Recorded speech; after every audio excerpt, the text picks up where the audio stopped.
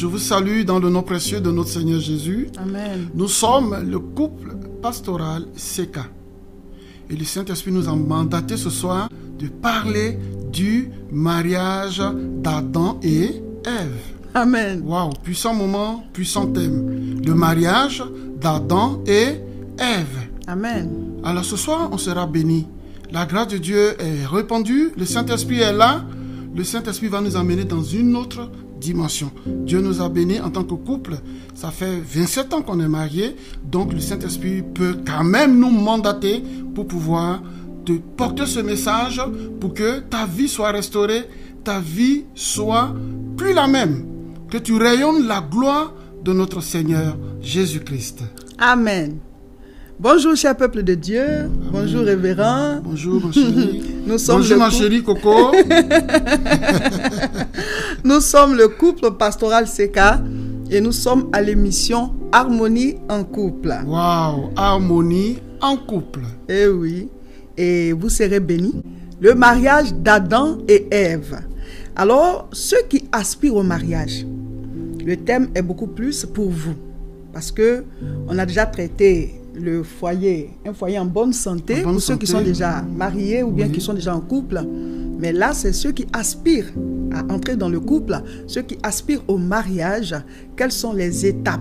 Donc, quand on parle de mariage d'Adam et Ève, ça va vous aider à voir les différentes étapes pour entrer dans le mariage selon la Bible. Alors, notre enseignement sera basé sur Genèse chapitre 2. Et je vais lire au fur et à mesure et le révérend et moi, on va commenter, voilà, le passage qui parle du mariage d'Adam et Ève. Du coup, l'Éternel Dieu dit, il n'est pas bon que l'homme soit seul. L'Éternel dit, il n'est pas bon que l'homme soit seul. Déjà, cette phrase, ça veut montrer que Dieu combat la solitude. Amen. Dieu ne veut pas que tu sois seul. Amen. Vous savez, vous pouvez être dans un stade de 30 000 personnes, mais tu peux être seul. C'est vrai. Dieu connaît. Quand Dieu dit solitude, quand Dieu dit il n'est pas bon que tu sois seul, Dieu sait de quoi il parle. C'est vrai. Parce que si tu es seul, il y a des choses que tu n'auras pas. Si tu es seul, il y a des choses que tu peux pas avancer. Donc quand Dieu dit il n'est pas bon que l'homme soit seul, c'est que Dieu veut ton bien. C'est vrai. C'est que Dieu, il est amour. Il t'aime. Il veut que tu sois casé. Il veut que tu te maries. Il ne veut pas que tu sois seul. Il veut que tu bénéficies de ses grâces. Donc, le mariage est une bénédiction de Dieu. Les fiançailles, c'est des bénédictions aussi. Amen. Maintenant, si tu veux entrer dans cette dimension avec Dieu, tu dois connaître Dieu. Parce que si tu veux les choses de Dieu, que tu ne connais pas Dieu, il y a des choses que tu peux rater. Donc, le mariage d'Adam et Ève, vraiment, c'est un thème. On veut savoir encore plus parce que le Saint-Esprit va nous pousser encore plus loin. Amen. L'Éternel Dieu dit, il n'est pas bon que l'homme soit seul. Je lui ferai une aide semblable. Alors, ce que moi j'ai à dire déjà sur cette déclaration, c'est que c'est Dieu qui a dit qu'il n'est pas bon que l'homme soit seul. Souvent, quand on aspire au mariage, certains ont tendance à être gênés. Dieu est celui-là qui a instauré le mariage. C'est lui qui a regardé Adam et qui a dit qu'il n'est pas bon qu'il soit seul.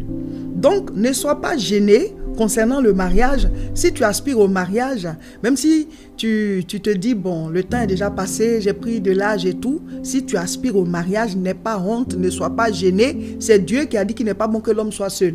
Si tu es un homme, c'est Dieu qui a dit qu'il n'est pas bon que tu sois seul. Si tu es une femme, si Dieu a dit qu'il n'est pas bon que l'homme soit seul, c'est que toi, tu es celle-là qui va empêcher un homme quelque part d'être seul. Donc, Amen. Dieu dit, et l'homme et la femme, il n'est pas bien qu'ils soient seuls.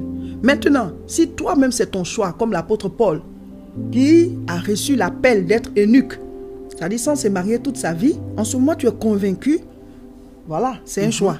Mais tant que toi-même tu n'aspires pas au célibat de manière spirituelle, ne sois pas gêné parce que c'est Dieu qui a instauré le mariage. Il dit, l'homme ne doit pas être seul, je lui fais une aide semblable. Du coup, je vais lire la suite. Donc, Dieu dit qu'il va lui faire une aide semblable. Donc, mon frère, ma soeur, ton aide semblable est quelque part. Mais c'est Dieu qui connaît la personne. C'est très important. C'est pour ça qu'il faut prier. Pour connaître un mariage heureux comme Adam et puis Ève, il y a 3 règles d'or. La première règle d'or, fais avec le Saint-Esprit. Amen. Deuxième règle d'or, il ne faut pas oublier ces 3 règles d'or. Comptez sur Dieu. Celui qui dit là, l'Éternel dit là, compte sur lui. Compte sur lui. Seigneur, je te fais confiance. Tu m'as parlé, tu m'as donné la révélation que je vais me marier. Je compte sur toi. C'est ça la foi. C'est quoi la définition de la foi? La foi, c'est s'appuyer sur ce que Dieu t'a dit. Amen. Ne doute pas. Moi, Dieu m'a dit que c'était ma femme qui était elle qui est là. J'ai cru. C'est moi. Voilà, j'ai cru. C'est vrai que les circonstances... Mais j'ai dit, c'est ma femme. Amen. Mais des années plus tard, on s'est mariés. Ça fait 27 ans, on est ensemble. Amen. Donc, les 3 règles d'or, laissez le Saint-Esprit. Il ne faut pas faire sans son esprit. L'expression que Dieu n'aime pas là, sans mon esprit là, il n'aime pas ça. Il faut que ce soit avec le Saint-Esprit. Là, Adam et Ève là, le Saint-Esprit était avec eux. Ça suffit qu'aujourd'hui, ils ont connu un couple magnifique, un couple heureux. On ne veut pas exemple biblique sur eux. Amen. Mais donc, il ne faut pas faire les choses sans le Saint-Esprit. Deuxième règle d'or, mets ta foi en l'Éternel. Troisième règle d'or, la vie de prière. Parce que les choses peuvent être pour toi, hein. Mais le diable peut venir. À un moment, le Satan a voulu distraire Jésus pour ne pas que Jésus aille à la croix. Mais pourtant, c'était la volonté de Dieu que Christ aille à la croix pour nous sauver. Mais heureusement que Jésus a eu le discernement. Il est resté connecté jusqu'à ce que il monte à la croix et après il soit enseveli et après qu'il soit ressuscité. Donc, la chose peut être de Dieu, mais si tu ne pries pas, si tu n'intercèdes pas, c'est pour ça que la Bible dit dans, je crois, Thessaloniciens chapitre 5, verset 17, priez sans cesse. Il ne faut pas cesser de prier. Même quand tu as le résultat, même quand le Saint-Esprit t'exhorte par rapport au miracle, tu dois continuer d'entretenir ton couple par la prière jusqu'à ce que Jésus revienne. Donc, le mariage de Adam et puis Ève, là, c'est possible de nos jours. C'est possible. Voilà, c'est possible. Tu verras la gloire de Dieu. Le Saint-Esprit va se manifester. Laisse le Saint-Esprit te conduire. Il faut avoir ces 3 règles d'or et tu auras un couple magnifique. Amen. Amen. Effectivement, Adam et Ève, ils sont ensemble, ils étaient ensemble. Et comme l'a dit le révérend, la prière est très importante. Parce que eux, Dieu les a mis dans un beau jardin avec tout. Mais Satan est venu rentrer. Ça, c'est plus tard. Ils n'ont pas veillé et ils ont perdu leur jardin. Ils se sont retrouvés en dehors. Mais Dieu merci, ils n'ont pas divorcé. Ils sont restés ensemble malgré les difficultés. Donc ici, nous sommes en train de voir le cas de leur mariage. Ce n'est pas écrit que c'est leur mariage, mais c'est le premier mariage dans la Bible. C'est Dieu lui-même qui l'a célébré. Voilà. Donc c'est un cas pratique pour ceux qui veulent se marier. Donc je lis Genèse 2, je suis maintenant au verset 21, je vais lire le verset 21, à partir du verset 18, on saute, on vient au verset 21. Okay. Alors l'Éternel Dieu fit tomber un profond sommeil sur l'homme qui s'endormit. Il prit une de ses cordes et referma la chair à sa place. L'Éternel Dieu forma une femme de la corde qu'il avait prise de l'homme et l'amena vers l'homme. Donc c'est Dieu qui a créé Ève. Il a pris la côte d'Adam et il a fait Ève. C'est lui seul qui sait comment ça s'est passé. Il est le premier chirurgien. Il a endormi Adam. Ça veut dire que voilà, c'est une opération, c'est une anesthésie. Donc il prend sa côte, il fait une femme et il l'amène vers Adam. Ça veut dire que c'est Dieu qui crée les circonstances de rencontre. Il est le maître du temps et des circonstances. Amen. Seigneur, quelqu'un est ma côte quelque part. Je suis la côte de quelqu'un quelque part. Crée les circonstances de rencontre. Comme tu as permis à Adam et Ève de se rencontrer, tu as amené Ève vers Adam. Amen. Dans le texte, la Bible dit, Dieu dit, c'est Dieu qui dit, c'est pas toi qui dis. C'est Dieu qui dit. Dieu dit quoi? Dieu dit qu'il ne veut pas que toi, tu sois seul. Maintenant, le même Dieu là, il continue de parler. Parce qu'en fait, il veut ton bonheur. Amen. Il ne veut pas que tu meurs. Il ne veut pas que tu restes comme ça, sans bénéficier de ses grâces. Donc, c'est lui qui dit. C'est lui qui parle du mariage. Amen. Quand Dieu met 2 personnes ensemble, il leur confie des missions. Maintenant, c'est Dieu qui dit là. Est-ce que tu as une connexion avec lui? Je vais lire un texte lisons avec ensemble, Ésaïe, chapitre 30.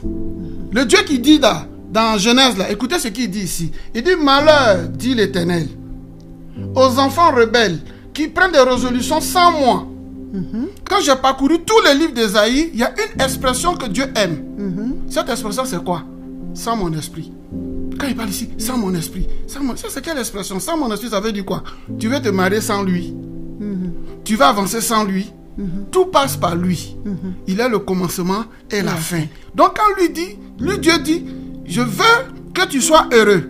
Quand Dieu dit, la Bible dit, Dieu dit, il n'est pas bon que toi, tu sois seul, tu es obligé de composer avec lui. Amen. Et je continue la suite, il dit, verset 2, qui descendent en Égypte sans me consulter, pour se réfugier sous la protection de Pharaon, et chercher un abri à l'ombre de Pharaon.